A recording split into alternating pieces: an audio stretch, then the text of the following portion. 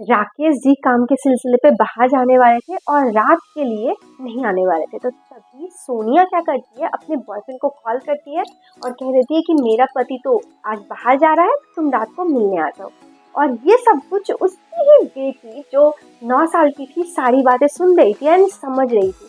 फिर भी वो चुप रहती है, कुछ भी नहीं कहती, क्योंकि उसे पता था कि कुछ कहेगी तो उसकी माँ उसे मारपीट करेगी। तो आज की कहानी है राकेश और सोनिया की। दोनों की शादी को 2008 में हुई और अभी चल रहा है 2024-25। तो किस तरह से सोनिया अपने ही पति को चीट करती है, एक्स्ट्रा मैरिटल अफेयर रखती है सिर्फ मजे मजे में, और किस तरह से उसका पति सब कुछ जानते हुए भी दोनों बच्चों के लिए सिर्फ और सिर्फ चुप है, आज की सच्चाई है। ये कहानी पूरी तरह से सच, बस मैंने नाम चेंज किया है, बाकी पूरी कहानी सच। तो बात है 2008 की, जब राकेश और सोनिया की शादी हुई। राकेश सोनिया के हिसाब से बहुत ही अमीर खानदान, सोनिया एक बहुत ही लोअर मिडिल क्लास फैमिली से आती थी और राकेश एक मिडिल क्लास फैमिली से। और उसके बाद भी वो अपने फाइनेंशियली मिडिल क्लास के हिसाब से भी बहुत अमीर था, उसने अपना बिजनेस सेटअप किया था, सब कुछ अच्छा था। अब सोनिया को शादी के स्टार्टिंग से ही राकेश की मम्मी से दिक्कत थी, क्योंकि राकेश की मम्मी थोड़ी पुराने ख्यालात की थी। वैसे सोनिया भी पुराने ख्यालात वाले घर से ही आई थी, लेकिन उसे मतलब कपड़ों को लेकर, सब कुछ को लेकर बहुत दिक्कत था। तो इसके वजह से राकेश की मम्मी के साथ सोनिया का अक्सर लड़ाई होता था, लेकिन हमेशा राकेश सोनिया का ही साथ देता था, क्योंकि अरेंज मैरिज के बाद भी राकेश को सोनिया बहुत पसंद थी। जब भी वो पहली बार देखने गया था सोनिया को, उसे वो बहुत पसंद आई थी। सोनिया के घर वालों के पास पैसे नहीं थे, लेकिन सोनिया बहुत खूबसूरत दिखने लगी, तो दोनों की शादी हो जाती है। अब शादी के बाद राकेश की जो मम्मी थी, और उसका फैमिली थोड़ा ऑर्थोडॉक्स सोच का होता है, तो इस वजह से हर बात पे बहुत तू मैं होते रहते हैं, जैसे जनरली फैमिलीज में होता है सास बहू। लेकिन राकेश हमेशा अपनी वाइफ का ही साथ देता है, क्योंकि उसे अपनी वाइफ से बहुत प्यार है। उसके बाद उनके 2 बच्चे होते हैं, बड़ा लड़का और छोटी लड़की। अब उसके बाद क्या होता है कि सब कुछ सही चल रहा होता है, ऐसे सास के साथ तो कभी भी उसका नहीं पड़ता है। लेकिन अब उसकी ननद जो थी, उनके घर से बगल में ही घर में आके रहने लगी थी, उसके फैमिली में कुछ प्रॉब्लम था, तो राकेश की मम्मी अपनी बेटी के पास आके रहने लगती है, ठीक है।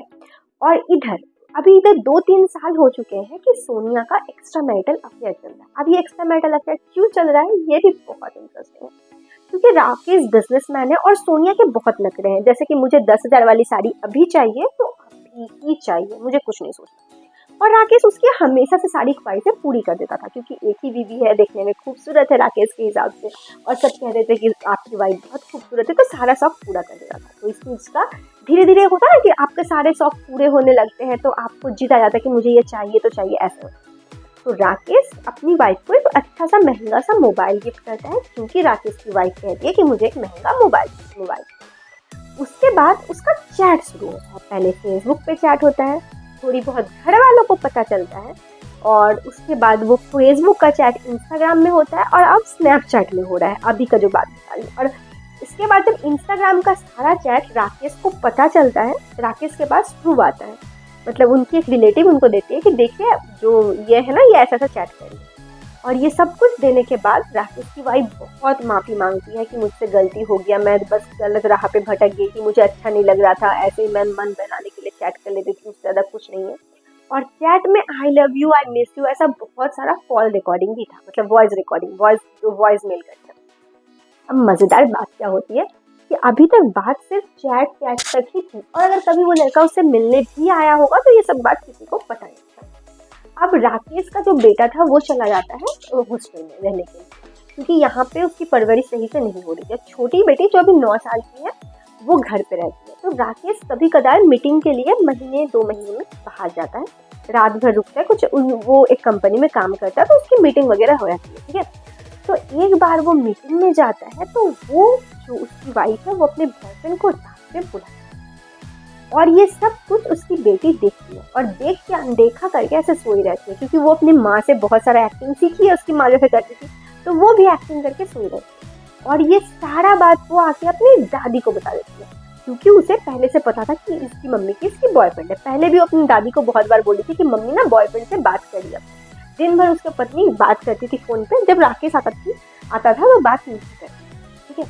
अब क्या होता है कि राकेश की जो बीवी है, ये सारा बात उसकी बीवी के बारे में कि वो लड़का मिलने आया था, ये बात राकेश की मम्मी को पता है।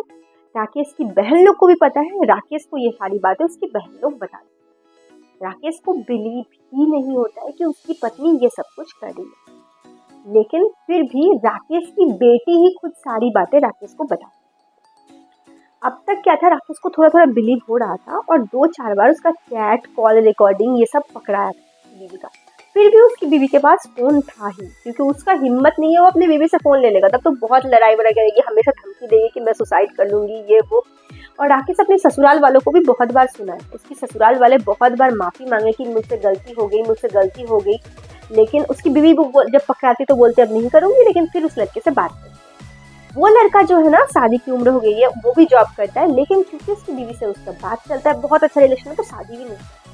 अब बहुत बार राकेश के घर वालों ने कहा कि तुम एक बार उस लड़के से बात करो, बट राकेश को लग रहा है कि अगर वो उस लड़के से बात करेगा तो उसकी बीवी की बदनामी होगी। अब हंसने वाली बात यह है कि उसकी बीवी के ये सारे अफेयर के बारे में पूरे मोहल्ले को पता है, क्योंकि वो लड़का भी मोहल्ले का ही है। और ये सब के बाद क्या होता है कि एक दिन राकेश का बेटा हॉस्टल से आता है और घर पे ही था, क्योंकि उनके घर पे किसी की शादी दूर के रिश्तेदार में, मतलब रिश्तेदारी में। अब राकेश का बेटा ये सब कुछ देख लेता है कि उसकी मम्मी फोन पे बात कर, वो उसके पास एक फोन था जिसमें सिम नहीं था, वो सब कुछ रिकॉर्डिंग करता है कि फोन पे बात करिए कि मम्मी।